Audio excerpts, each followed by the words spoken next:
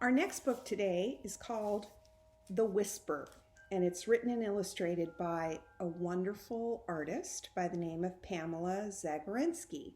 We read a board book by her earlier this week, so I hope you enjoy her art as much as I do. There once was a little girl who loved stories. She loved how the words and pictures took her to new and secret places that existed in a world all her own. The characters became her friends, and quite often she grew to love them. One afternoon, while waiting for school to be dismissed, the little girl noticed a mysterious book perched high up on a single shelf. "What's that book?" she asked her teacher. "That is a magical book of stories," replied her teacher. "It was a gift from my grandmother when I was just about your age. I have an idea. Would you like to borrow it for the night?" "Oh, yes, please, thank you," said the little girl, just as the clock struck 3. The teacher gave her the book. With great anticipation, the little girl sprinted out the door and ran all the way home. Look at that. Words are pouring out of that book already. Once home, the little girl greeted her dog and ate supper, and when she was just about to burst with excitement, she escaped to her room to read. The little girl opened the book and began turning through the pages one by one. Each picture was more beautiful and curious than the next. By the time she arrived at the very last page, she could scarcely see, for her eyes were filled with tears. Where were the words? Where were the stories?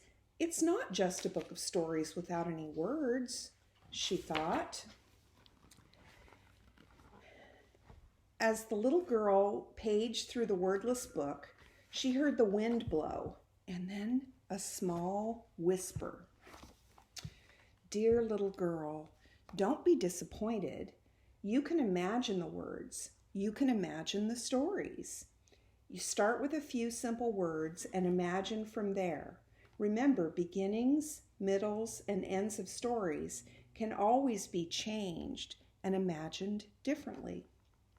There are never any rules, rights or wrongs in the imagining. Imagining just is." The whisper sounded so knowing and wise to the little girl that she opened the book to the first page and began. At first, it felt difficult to imagine a story, so she looked harder at the picture. Are the bears best friends? She wondered.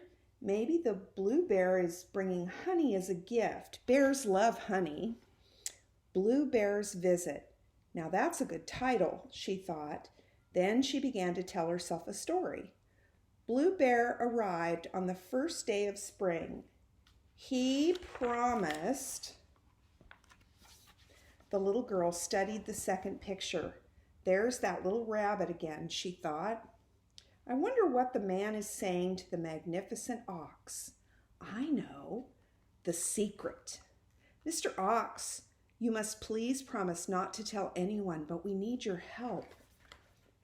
Last week, the words began to come more and more easily to the little girl.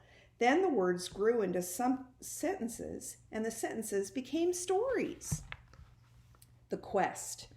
Their 100-mile journey began in a sturdy wooden boat. "Are we there yet?" asked Rabbit. "In another 2 days and 1 night," replied Lion. "Oh, that's a very long time. I forgot. Please remind me again, where are we going?" asked Rabbit. Tiger's Prayer. All the creatures of the land, near and far, would be coming, and preparations were being made. The clown in the painted hat would play music on his accordion. The wind horse would jump through hoops. Tea would be served exactly at noon, for Tiger had something important to say. A birthday party. As instructed, we arrived at exactly 3:33. 1 4-leaf clover and a large pot of hot steeping tea had been purposely placed near the entrance of the woods. An owl perched in a tree to our left asked, "Who? Who?" And we promptly answered with the secret password.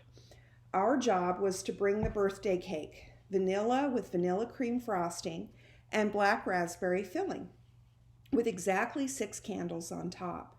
Pan was very particular, and you could never quite know what to expect, but he insisted on throwing the surprise party for... This page is The Magical Cloak. One night a mysterious man in an elaborate cloak sailed into our harbor. Quite quickly it became obvious to us that he was some kind of wizard or magician, for he could blow bubbles in the shapes of things. What was even more extraordinary was that the bubbles, once released, became real. Before long, enormous white whales filled our once calm harbor. Amazing as it was to see, we had to do something quickly to... The Golden Key. That very morning, Owl told us he would pick us up at midnight. We must be on time and prepared for anything. He held the small golden key tightly in his beak. As we flew into the indigo night sky, we were ready to face... Word by word, hour by hour, the little girl imagined an entire story for each page. And when the moon was full and bright, she grew sleepy and drifted off into a dream world woven out of the threads of the pictures and the stories she had imagined. When she woke, the little girl felt grateful for the small, knowing whisper. Already she missed her new friends in the owl, the ox, the owl, the tiger. She yearned to open the book once again, but the sun was up over the horizon and the birds were already fluttering about, chirping the morning songs. She didn't want to be late for school, so she tidied herself, scooped up the book, and rushed out the door. Along the path, she met a fox holding a curiously round package. "Excuse me, little girl," said the fox. "I believe I have the words to your book. I saw them spill away, and because I am a very clever kind of fox, I caught them in my net just before they drifted too far off." "Oh, thank you," replied the little girl, feeling a bit confused. "Now, please, before you leave, could I bother you for a small favor?" asked the fox. "Why, of course," answered the little girl. The fox thanked the little girl, and the little girl thanked the fox, and she gathered the book and bundle of words and hurried down the path towards school once again. "I'm so sorry I'm late," said the little girl, still catching her breath. "There was a whisper, and I imagined stories for every picture, and I overslept. And the words, I didn't know that they had fallen away, but the clever fox caught them in his net. But I loved your book, and I almost forgot. Thank you. I have so many stories to tell you. I can't wait to hear," replied the teacher with a smile. The Fox and the Grapes.